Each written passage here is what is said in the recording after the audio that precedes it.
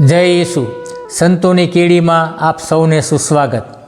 યોહાન 15:14 કહે છે, મેં જેમ તમારા ઉપર પ્રેમ રાખ્યો છે તેમ તમે પરસ્પર પ્રેમ રાખો, એ જ મારી આજ્ઞા।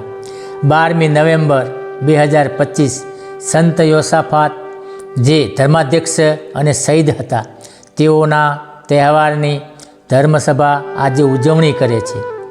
સંત યોસાફાતનો જન્મ ઈસવીસન 1580માં પોલેન્ડમાં એક ઉમરાવ બિન કેથોલિક કુટુંબમાં થયો હતો। તેઓ 20 વર્ષની વયે સંત બાસિલના મઠમાં જોડાઈ મઠવાસી બન્યા। તેઓ એક બુદ્ધિશાળી વ્યક્તિ હતા। સમય જતાં ધર્માધ્યક્ષ બન્યા। ધર્માધ્યક્ષ તરીકે તેમણે જુદા જુદા સંઘોને એકત્રિત કરી એકતા સ્થાપવા અથાગ પ્રયત્નો કર્યા, જેને લઈને તેમણે ઘણા લોકોનો રોષ વહોરવો પડ્યો ને છેવટે ધર્મસભાની એકતા ખાતર શહીદ થયા। સંઘોની એકતા માટે તેમણે અનેકવિધ પ્રવૃત્તિઓ હાથ ધરી, જેમ કે ઉપદેશ, મઠોની સ્થાપના, લખાણ, પુરોહિતોની તાલીમ વગેરે।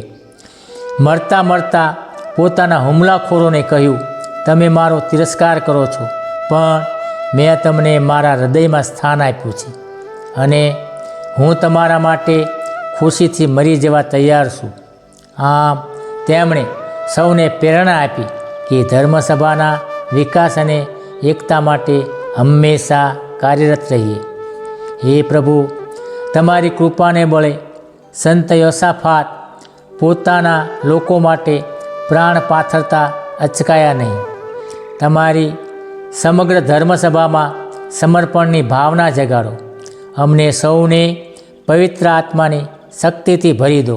અમે એ મહાન સંતની સહાયથી અમારા બંધુઓ ખાતર પ્રાણ આપવા તૈયાર થઈએ એવી કૃપા કરો। પ્રણામ મારી આ કૃપાથી પૂર્ણ પ્રભુ તારી સાથે છે। ભાગ્યવંત તું સ્ત્રીઓમાં અને ભાગ્યવંત તારા ઉદરનું ફળ ઈસુ।